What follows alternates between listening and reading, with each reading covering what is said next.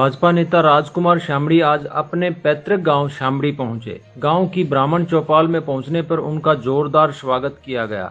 इस दौरान गांव की तरफ से राजकुमार शामड़ी को सम्मान की पगड़ी भेंट की गई। वह ग्रामीणों द्वारा टिकट लाने पर अपना पूरा समर्थन देने का भरोसा दिलाया। जगतमान न्यूज से बात करते हुए राजकुमार शामड़ी ने बड़ौदा हल्के और मुडलाना ब्लॉक के विकास बारे अपने विचार साझा किए। नमस्कार दोस्तों, जगतमान न्यूज़ की टीम पहुंची है बड़ौदा हल्का में। बड़ौदा हल्का में पंचायतों का दौर शुरू हो चुका है।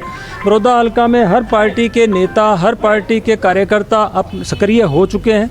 यहाँ पे 1,76,305 वोट यहाँ पे बड़ौदा हल्का में हैं। तो यहाँ पे देखते हैं कि हम गांव का दौरा कर रहे हैं। हमारे सामने हमारे साथ मौजूद हैं राजकुमार शामड़ी। शामड़ी गांव में इन्होंने पंचायत इकट्ठी की है, गांव का समर्थन इन्होंने हासिल किया है। बुजुर्गों ने पगड़ी इनको सम्मान की जो है वो पहनाई है। आइए इनसे जानते हैं कि ये किस प्रकार की सोच के साथ यहाँ चुनाव में उतरे हैं। राजकुमार जी, सबसे पहले आपका स्वागत है हमारे चैनल पर। जी धन्यवाद जी। सर, मैं आपसे जानना चाहता हूं कि राजनीति में उतरना आसान है, लेकिन राजनीति को जिस प्रकार से कीचड़ माना जाता है, तो लेकिन आप फिर भी गांव की सेवा करने के लिए आज यहां पे पधारे, तो क्या कहना चाहिए? मैं आपके सामने ये कहना चाहता हूं जी, मैं बीजेपी में तकरीबन 25-30 साल से सेवा कर रहा हूं, सामाजिक कार्यकर्ता से जी। और मेरी भी इच्छा थी भाई, मैं जब भी गाँव में आता था, हमारे गाँव में यहाँ पे कोई ज़्यादा कोई ध्यान नहीं रख रहा।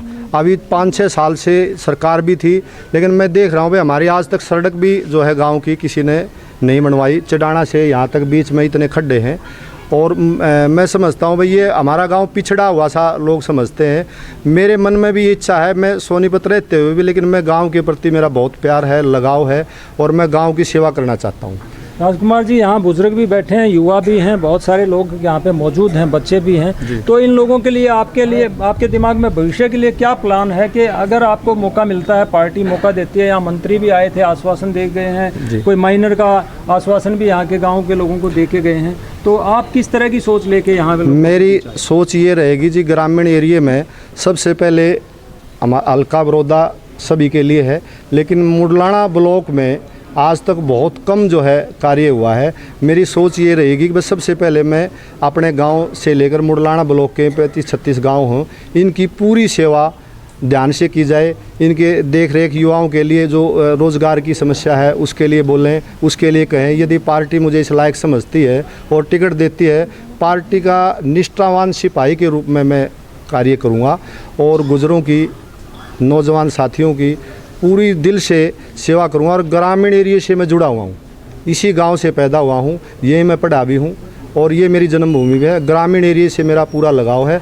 ये मैं पूरे तन मन से जो है ग्रामीण एरिया में गांव की सेवा करना चाहता हूं। राजकुमार जी, बीजेपी का यहाँ से अभी तक कोई विधायक नहीं बना है, लेकिन आप उस पार्टी से चुनाव लड़ना चाहते हैं। आवाज़ यहाँ पे ज़्यादातर पहले इनेलो की आती थी, अब कांग्रेस की आती है, उसके बावजूद भी आप हिम्मत जुटा रहे हैं। तो किस सोच के साथ, कहाँ से आपको इतना फीडबैक मिला? क्या गाँव के लोगों से आपने अभी डिस्कस किया है, बात हुई, आशीर्वाद मिला है? तो इससे आपको ऐसा जी, युवाओं से, बुजुर्गों से, गाँव वालों से और 1-2 गांव में और भी गया हूं, मुझे ऊर्जा मिली है। इन्होंने कहा भाई आप टिकट के लिए लड़ाई लड़ो और हम साथ हैं। हमारा भी पिछड़ा हुआ इलाका है और हमें भी ऐसे इंसान की, नौजवान व्यक्ति की ज़रूरत है जो गांव वालों की सेवा करे, पूछे, हमसे मिले, दुख दर्द में शामिल हो।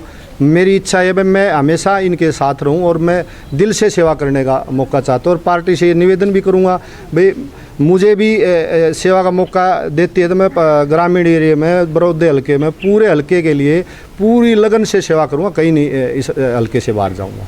चलिए राजकुमार जी, हमारे पास सवाल तो बहुत सारे हैं, युवाओं के लिए भी हैं, बुजुर्गों के लिए, महिलाओं के लिए हैं, बहुत सारे सवाल हैं, क्योंकि पार्टी ने 6 साल इधर का दौरा नहीं किया था, लेकिन अब 6 साल के बाद बहुत सारी चीज़ें कर रहे हैं। आप लोगों ने कॉलेज दिया है, माइनर दे रहे हैं, रोड दे रहे हैं और दूसरी चीज़ें दे रहे हैं, वो अलग बात है। तो अगर मैं बात करूँ इन बुजुर्गों की, बुजुर्गों के लिए आजकल एकाकीपन का बड़ा शिकार हो रहे हैं, बैठने की जगह नहीं है, बैठकें ख़त्म हो चुकी हैं। तो ऐसे लोगों के लिए आपके दिमाग में क्या है कि इनके लिए कुछ खास कर सकें? बुजुर्गों के लिए देखो जी, हम जो बच्चे आजकल सेवा नहीं कर रहे हैं, हम उनको भी प्रेरित करेंगे।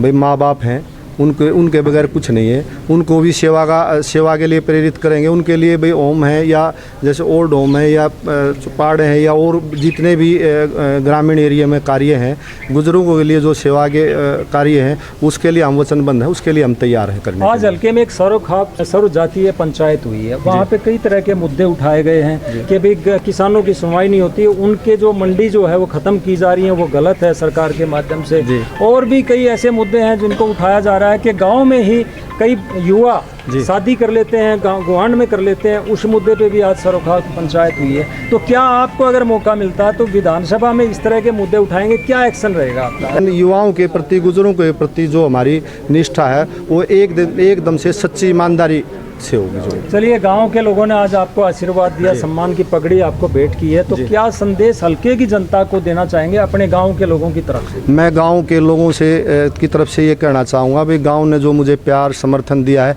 यही गांव वाले उठ के आसपास में सारे गांव में सब जगह यही मेरे साथ चलेंगे, यही आगे बढ़ाएंगे, यही मेरे लिए आगे प्रेरणादायक बनेंगे।